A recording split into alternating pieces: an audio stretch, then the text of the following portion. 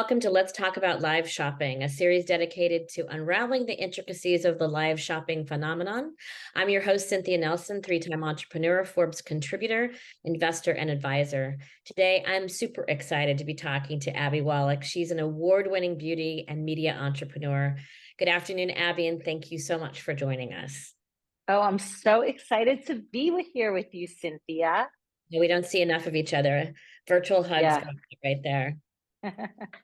So one of the things I wanted to talk to you about, because we've had a conversation before, was this whole platform ecosystem that you've created around Beautiful Stranger. So first of all, let's just go back to the beginning. How did it start? Where did you come up with it? What was the brainchild about this? So the idea behind Beautiful Stranger, it actually started way back in 1999. I had a phenomenal partner, Melissa Fedor, who was an editor, beauty editor at InStyle magazine. And we had a vision. And that vision was to merge magazine content, TV programming to lead people to shop. And my background is TV and entertainment. So I spent the early part of my career first working in beauty and fashion, but then I pivoted into entertainment. I was at the Moscow Circus, Ninja Turtle Rock Band.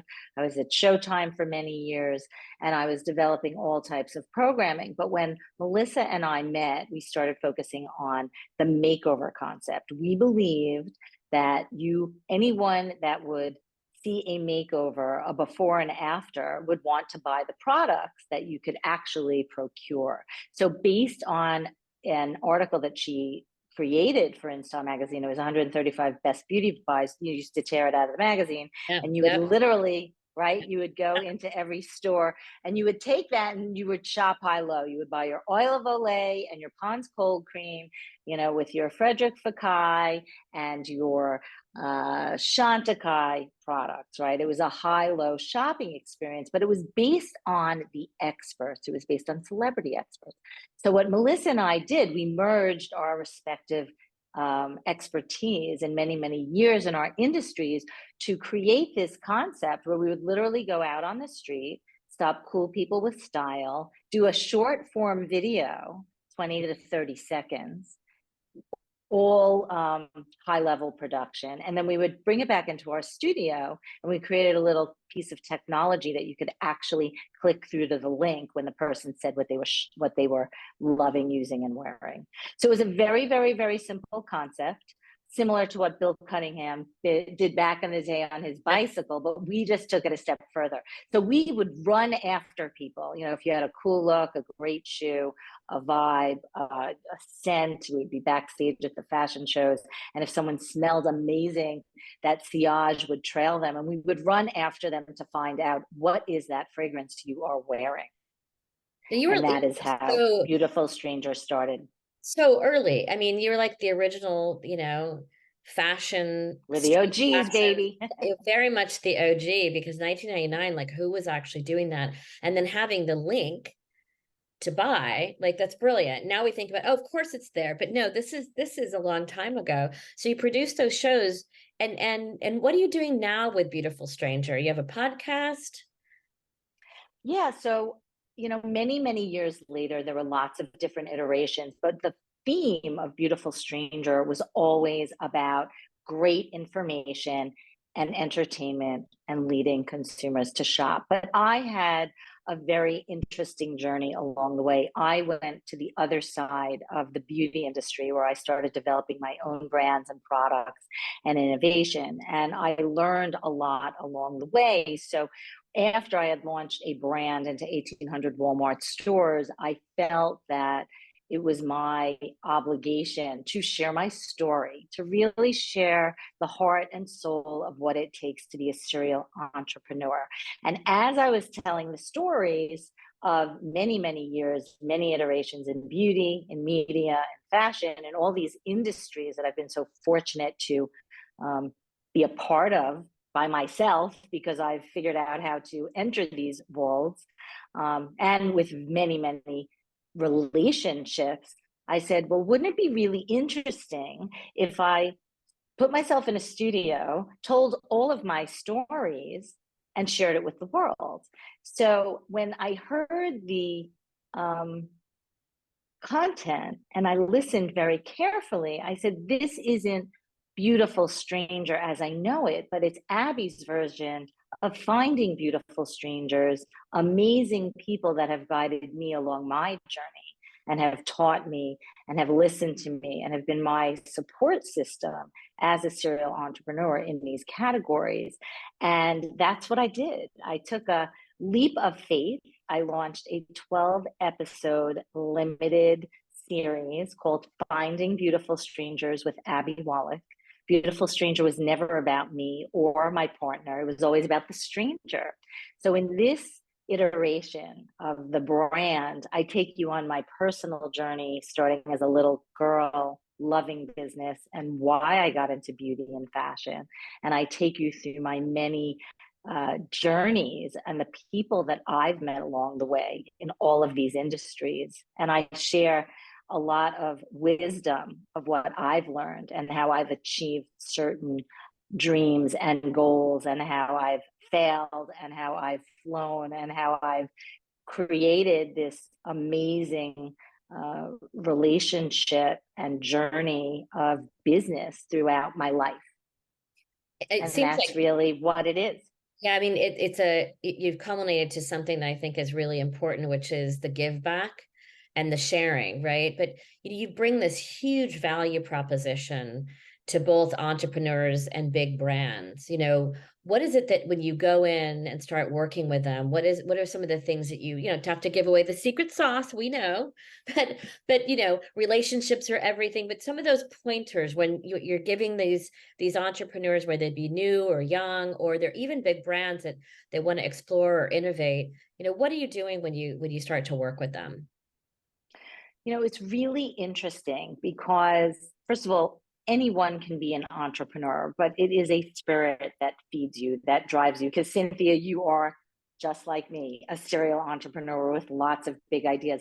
But it's not just about the idea, it's making those ideas come to light, right? It's spending the Yeah. years to craft them, develop them, create them, and then figuring out, okay, well, I have an idea, it doesn't exist in the world. How am I going to do that? So it's a very, very long, arduous process.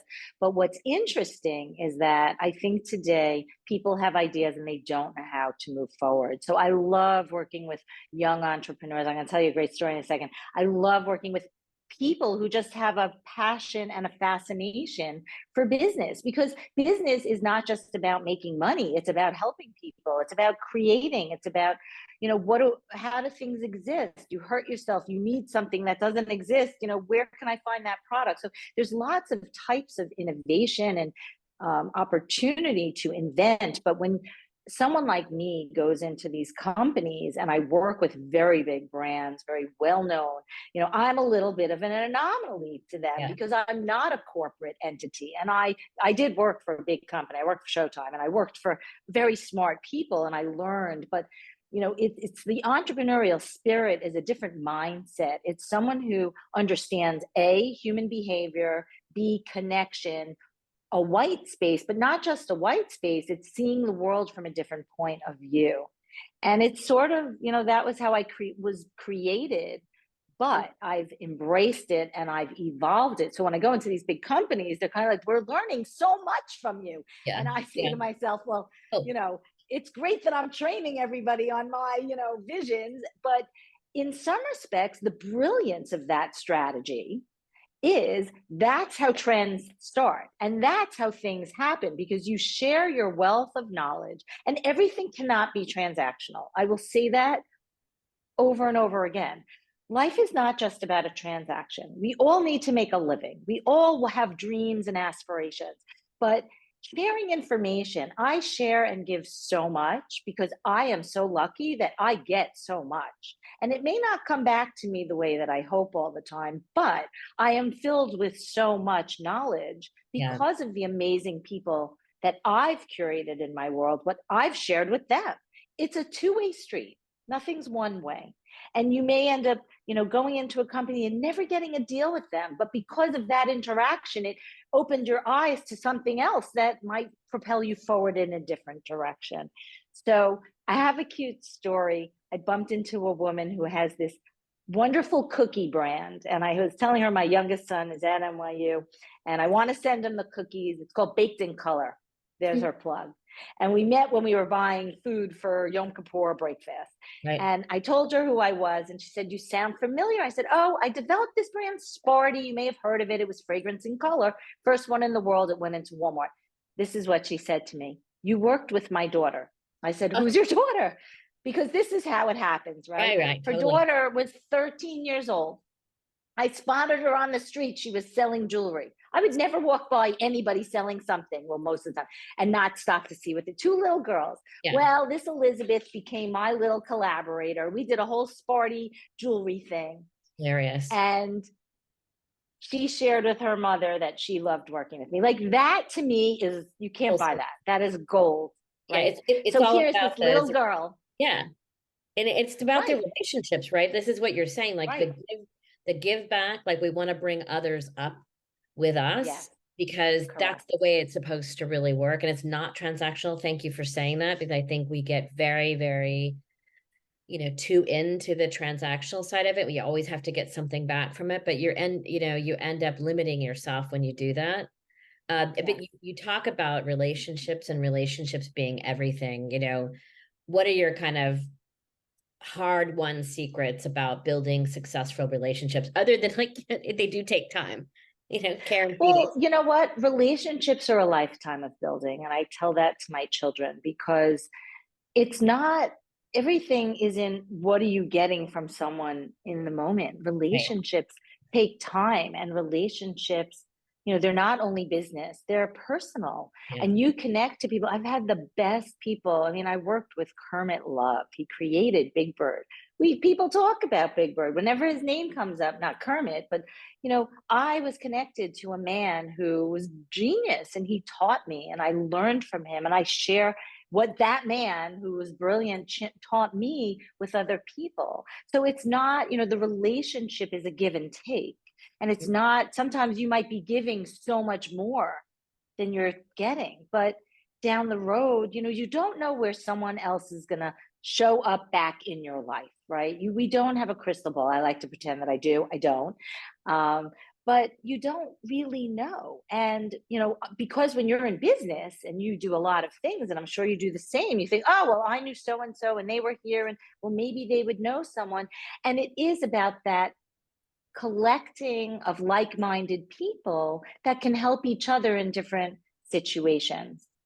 And I have to say, in my business today in Scent and Vent with this fragrance business, I have had so many unbelievable people be supportive and make outreach to me because they believe in what I'm doing with my team. They believe in the vision and they care.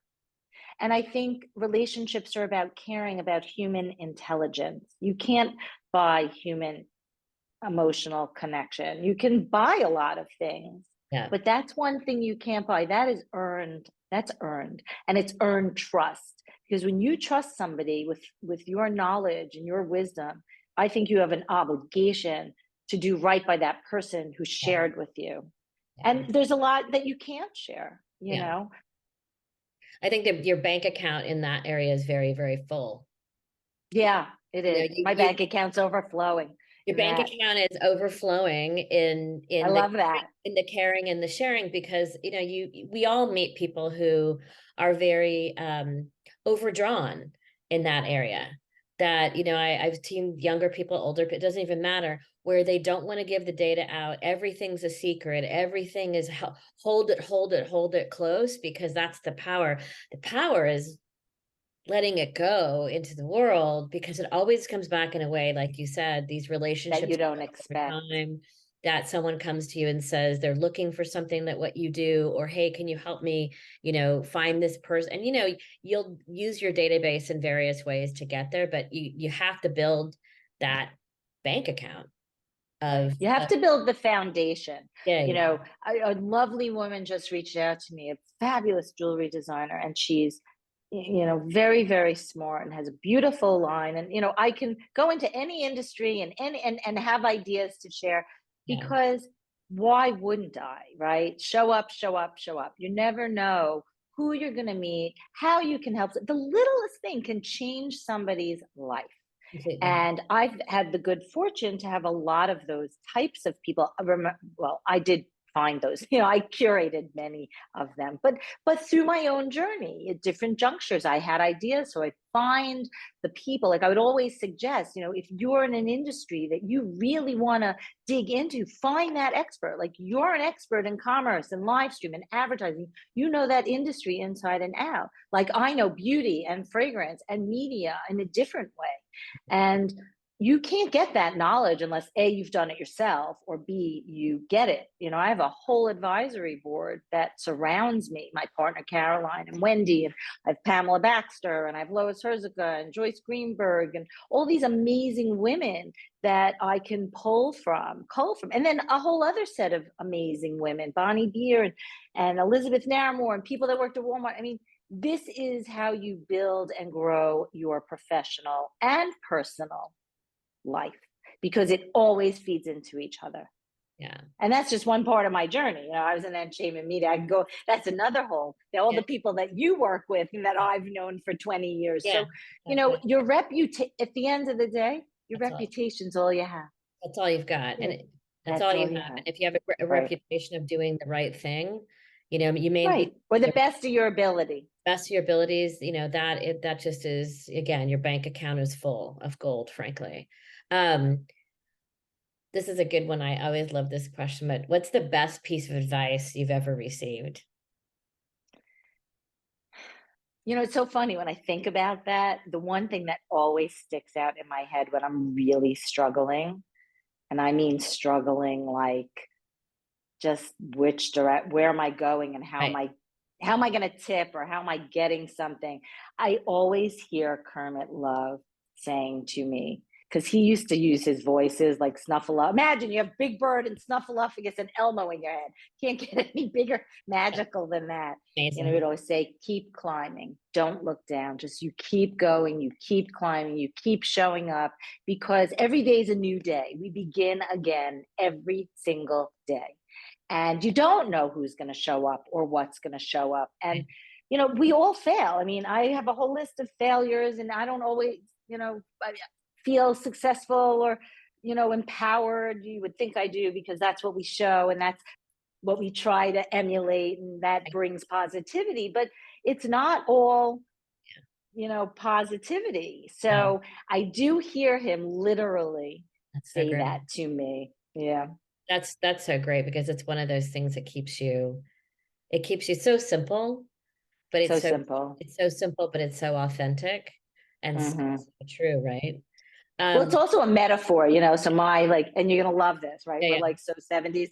So I love, Diana Ross, I live for, I go to her concerts, and I sang with her on stage when I was 16. Oh my gosh. Okay. Whole different, talk about beautiful stranger. Totally. She kissed me. I have the hat. I have the whole thing. And it was funny. I just went to her concert, and she sat down on stage and started asking questions. And I really should have brought the picture and stood up and been like, when I was a kid. But, these are moments can come from anything, right? I worked in music too. They can come from anywhere, any source of inspiration. And it's funny when I'm not in the best mood, or I'm like kind of down and out, or I'm like trying to get to, the next proposal or presentation or fundraising effort. And my husband will I'll hear that song, No Mountain High Enough in the background. There are things that you pull from in your life to inspire you. So for me, that has a lot of meaning. That's awesome. This is the flip side of that, which is, what's the best piece of advice you've ever given? I don't know. I make things up sometimes. I make up a lot of stuff. And I'm like, did I say that, or did I steal it from someone? Because I would never steal anything on purpose, except maybe Chat GPT, which is freaking genius. Yeah, completely. Oh yeah. I'm sucked in. Isn't it unbelievable? It can just take your whole world to a whole, if you know how to work it and feed it intelligence. Yeah. It is a game changer. It's very exciting, I think. There are a few pieces of advice. One I just said to someone very special to me this morning. I said, always be true to yourself. Because in the end, we all come in this, on this journey alone. We all leave on the journey alone, surrounded by family, friends, a wonderful Yeah. life while we're here. But you have to be true to who you authentically are. And taking the leap for me to do Beautiful Stranger as a show about myself was very hard. You wouldn't think so because I have an outgoing personality, but I've spent my career promoting other people, celebrities, strangers, beautiful, whatever, businesses, products. I've done all of that, but it's never, ever been about me. So I took the leap of faith and I said, this is my moment to share in my most authentic self and stick myself in a studio and just do 12 episodes of my story in the best way I could tell it. And I was true to myself and I was really happy doing it. It was so much fun. And I think that's it's not always easy, right? No, When you feel no. a little odd, and everybody feels odd at some point, Yeah. a little odd, a little outside, kind of looking in, not always on the in crowd or not ever maybe where you want to be, but being authentic, right? When you're not and you go off that trail, you things happen in the wrong way. The wrong And things you come at you, feel it. and you You're feel absolutely right. something off kilter, right? I think that's a great piece of advice. I have so enjoyed speaking with you. I know we're going to do it again soon because there feels like there's television shows and there's all kinds of things that are going to be happening in the future for sure. And where can we listen to Beautiful Stranger? Where is it? So it's Finding Beautiful Strangers with Abby Wallach. You can find that podcast anywhere you listen to your podcast, iHeart, Radio, Spotify, Anchor, Apple, all of probably. the above. Yeah. And Awesome. oh, you can also find it on abbywallach.com. I actually just put it on my Oh, personal perfect. website so you can go on and see my projects and what I've done and how I'm innovating in the fragrance category and sharing my story to help other people. Awesome. Thanks so much, Abby. I really enjoyed it. So much fun. Thanks, Cynthia.